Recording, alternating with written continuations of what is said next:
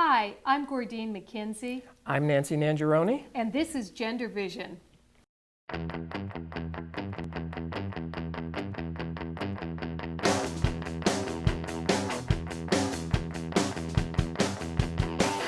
Lots of people making big, big bucks. You and me, babe, I see we're out of love. Well, I heard a voice from a high above. It don't cost a thing just to be in love. We don't have anything but love. Hi, welcome back to another GenderVision. We're excited to have Abe Rybeck and Eugene Tan to talk more about drag. I hope you caught part one of this show. If you didn't, you might want to go and check it out before you watch this one, but that's okay.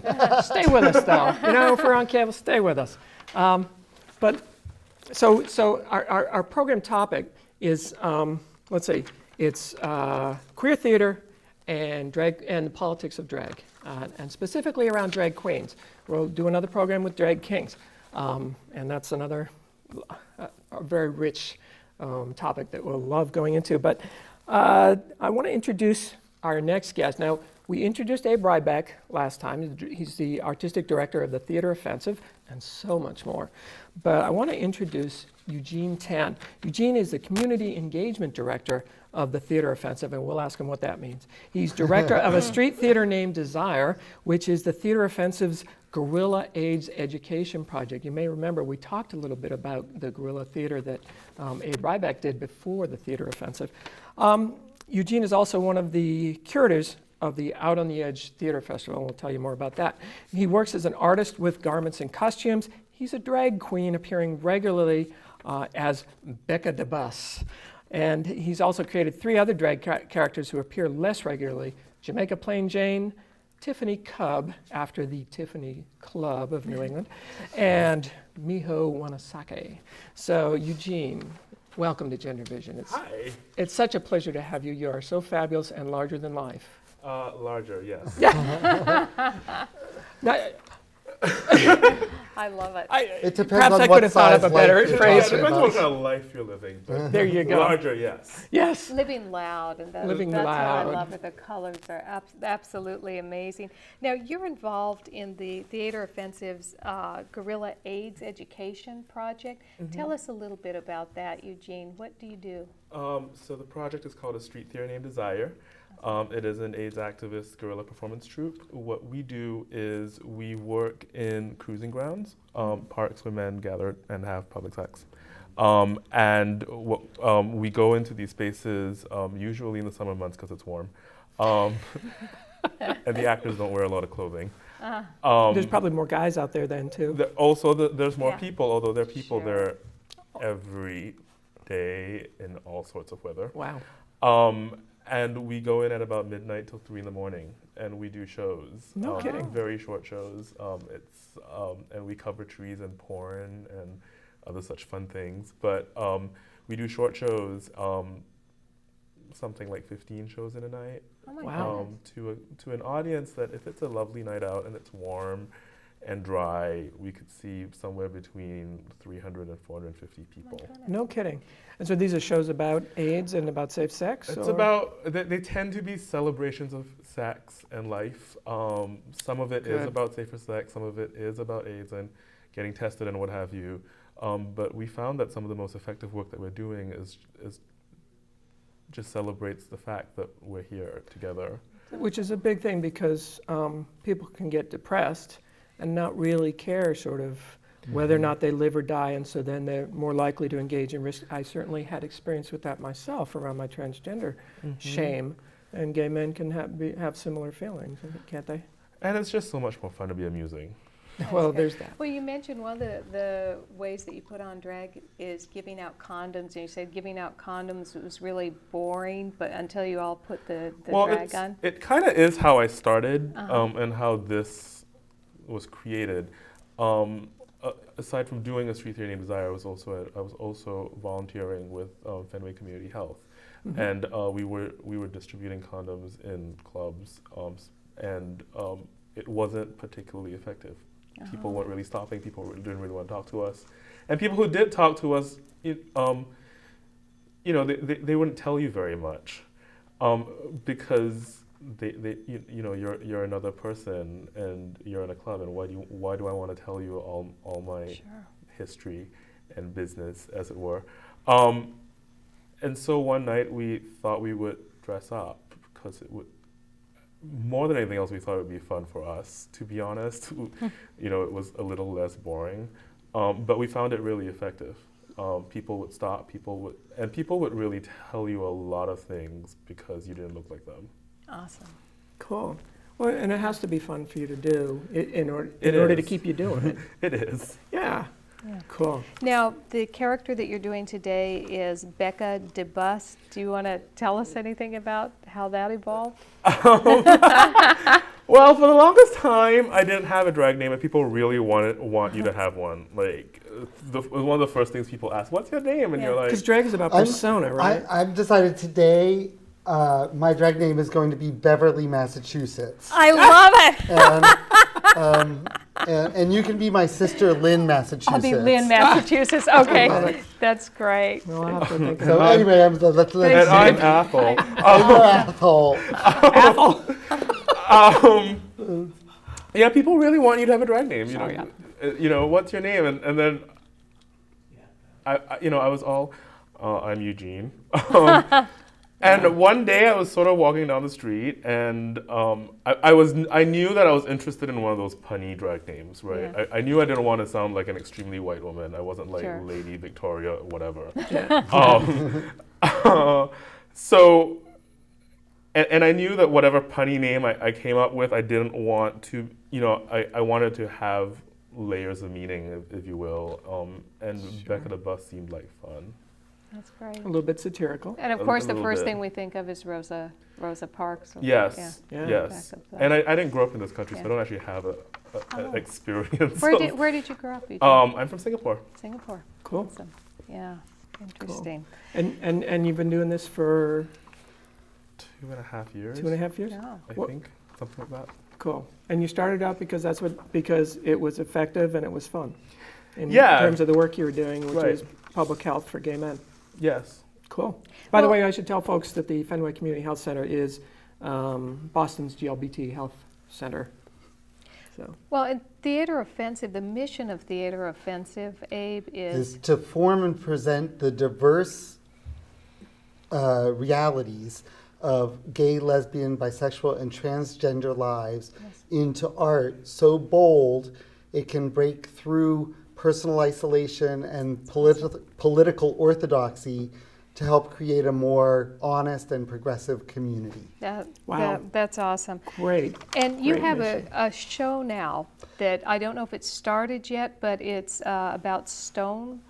Stonewall, for folks who don't know, was a riot that was created by transgender and drag queens and gay men and lesbians and bisexuals in Greenwich Village in 1969. That's right. And we're approaching the 40th anniversary of Stonewall, which is a lot of people think of as marking the beginning of the modern GLBT rights movement. Absolutely. And to celebrate that, the Theater Offensive is going to organize a whole year of performances around the country, specifically looking at queer sex in all its mad diversity and what impact actual sex has had on a sexual liberation movement. That's amazing.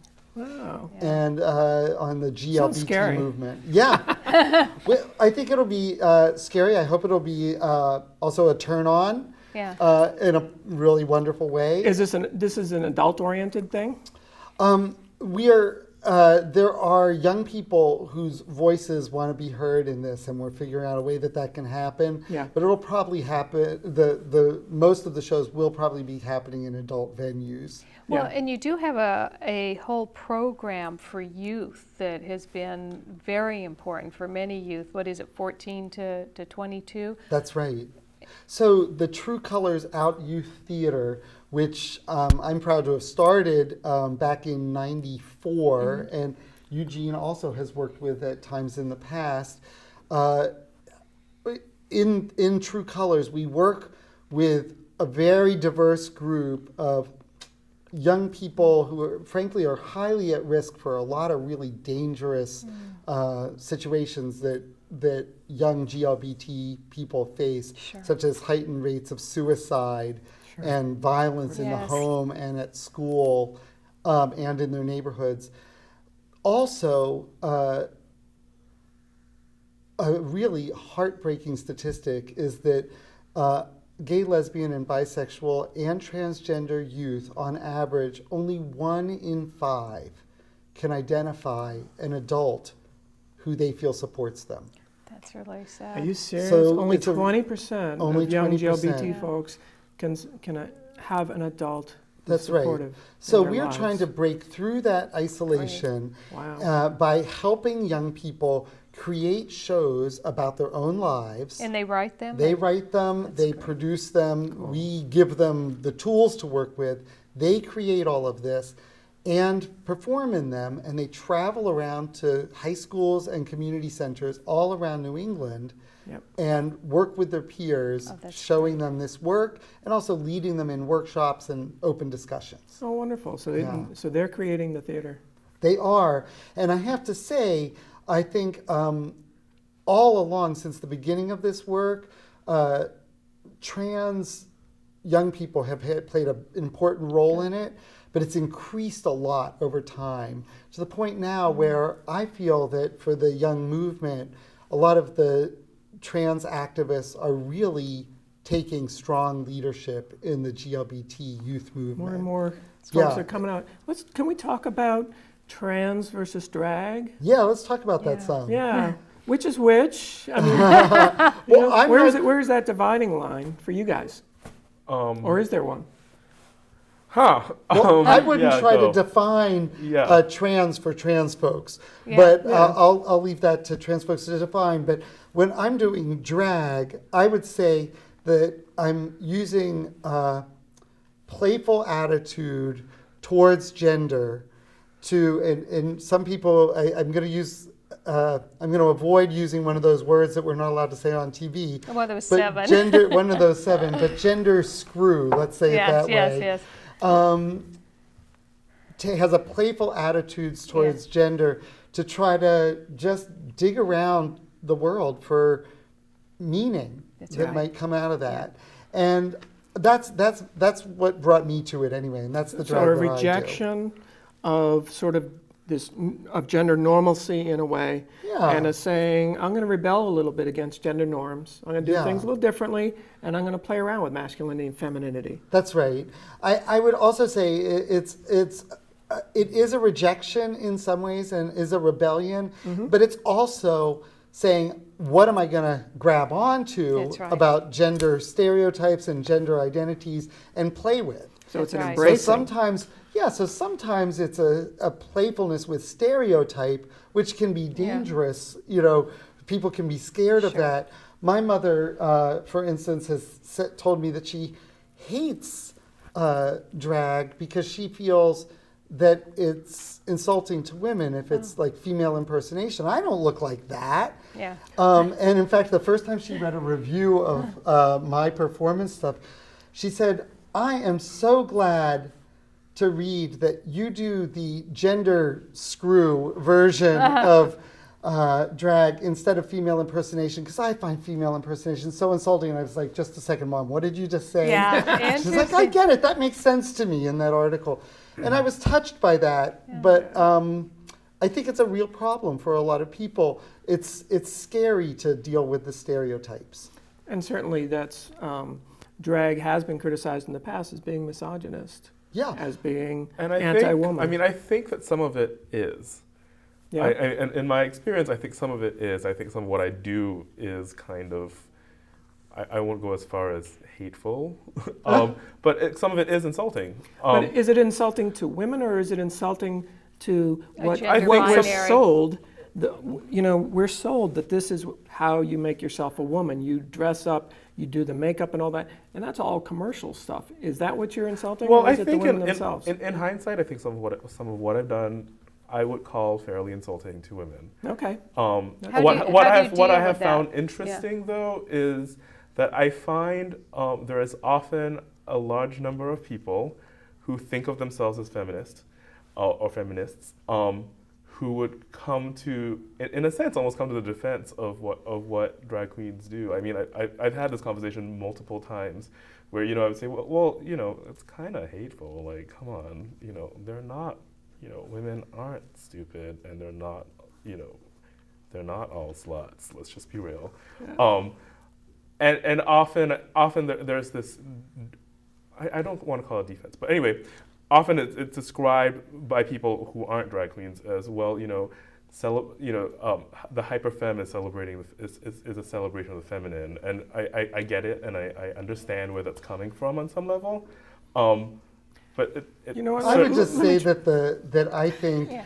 I would just say that I think that this playfulness with gender stereotypes often flirts with things that can be hurtful.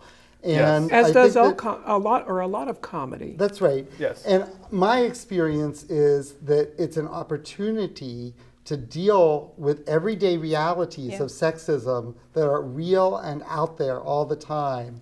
Well, that's true. And give us access to that dialogue and get us talking about that stuff and discovering new things about it instead of just having a simple, this kind of behavior is good and this kind of behavior is bad. I think that that's what drag often opens up for people.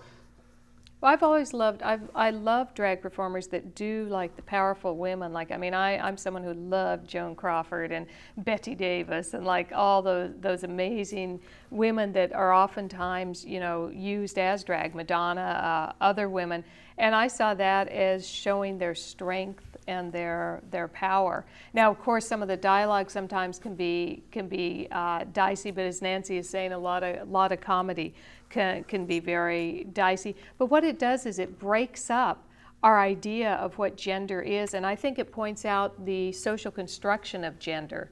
That gender is not something that is marked on us when we're born. We don't all pop out, all women pop out in dresses and all guys pop out in these little three-piece suits or something.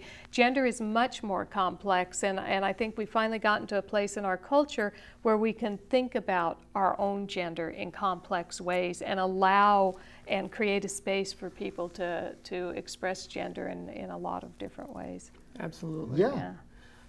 So things have been changing, and I was just reading a article from Salon from this past January that says drag is disappearing. That drag is maybe not disappearing, but it's becoming less popular. What do you think about that?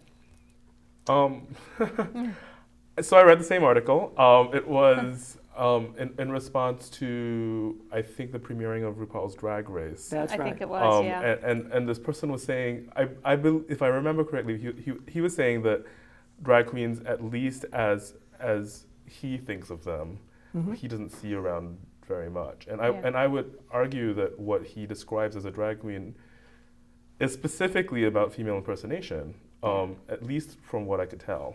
Yeah, he was saying he noticed that wig stock disappeared and like a lot of things they'd seen. And Some events had Yeah, disappeared. RuPaul was off the air, but now RuPaul, as we know, is back with So Drag tell Racing. us the difference between female impersonation and drag in your mind.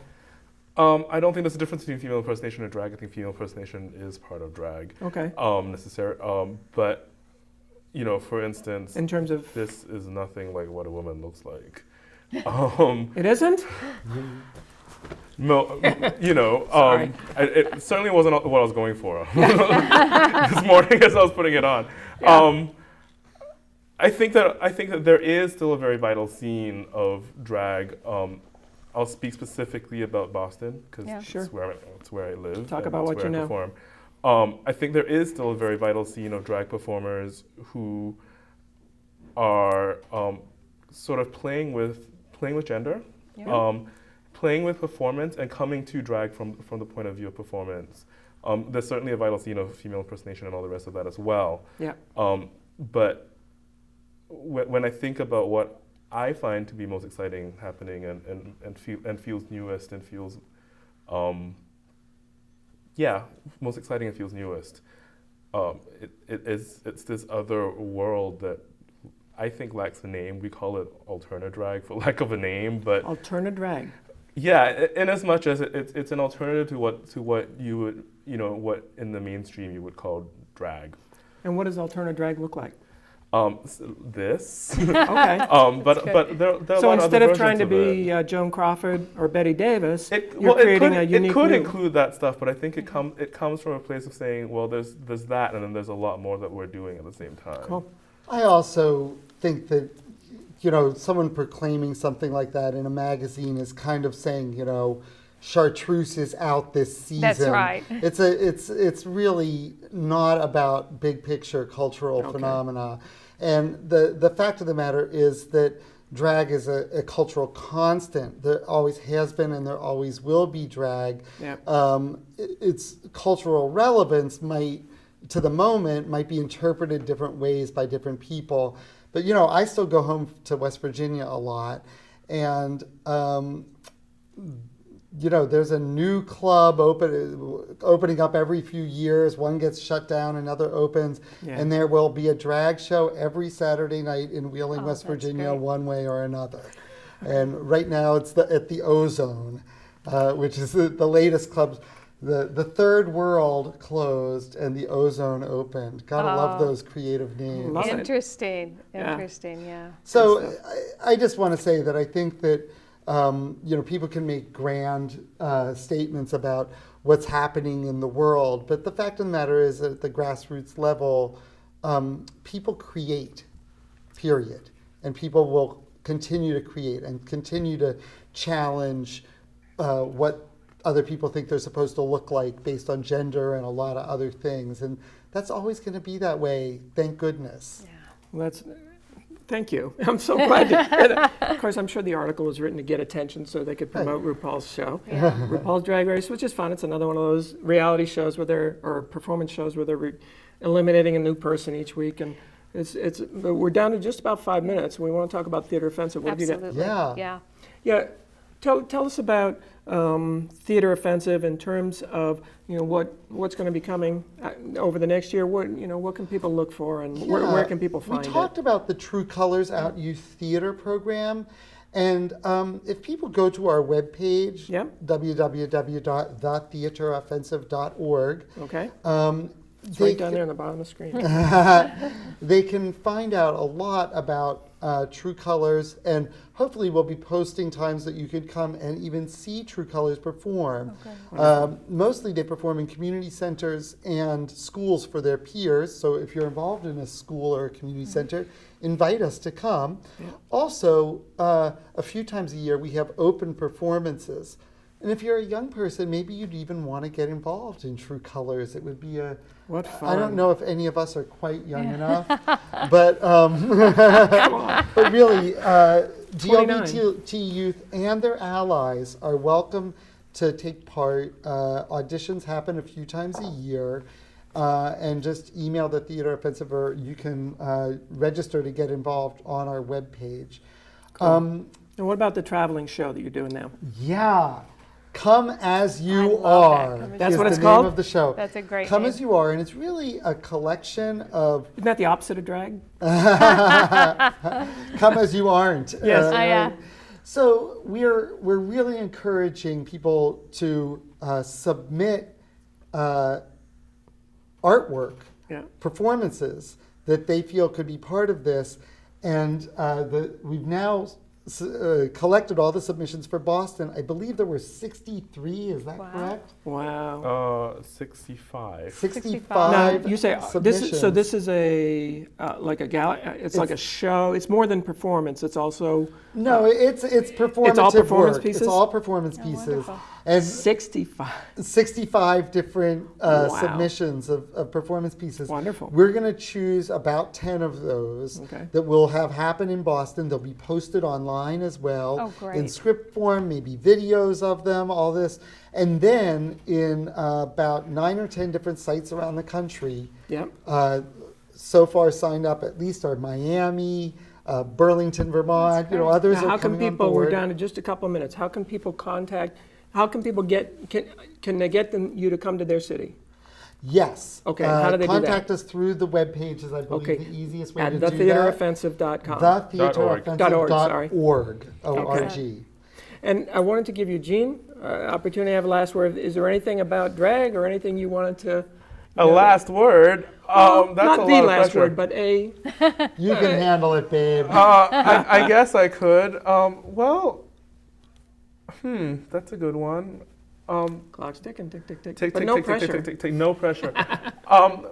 I don't know. I'm a stupid drag queen. You're not. I move my mouth to songs. That's my talent. But what you do is you bring in communities that are underrepresented to the theater, you said? To the And Theater that's really Offensive, important. yes, as a community engagement director, my work there is to connect people to our work and to make sure that the people who should see it most have access to it Awesome. All right. and do experience it. Eugene, thanks so much. Thank you. Abe, thank you so much for Thank the work that you. you're doing and for being our guest Long here on work that you've GenderVision. done, yes. It's so exciting to be part of this. I love GenderVision, what you guys are up Oh, to. So thank you. it's just such a thrill. We're Thank trying to you. have fun.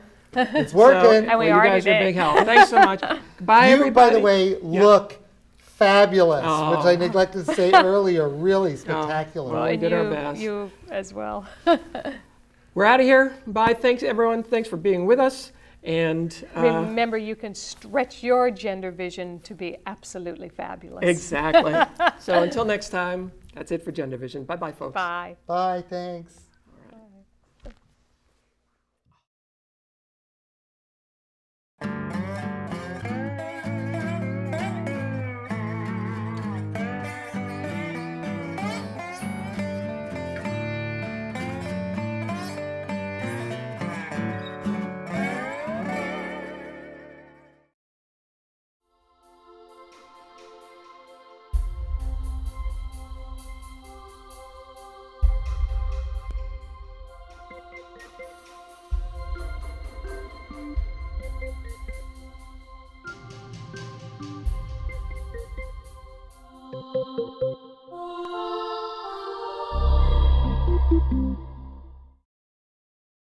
So, are you going out tonight? I can't. My parents say I have to be home right after work. That's so gay. Totally gay. Ugh, that is so Emma and Julia. Why are you saying that's so Emma and Julia? Well, you know, when something is dumb or stupid, you say that's so Emma and Julia. Who says that? Everyone. Imagine if who you are were used as an insult. When you say that's so gay, do you realize what you say? Knock it off.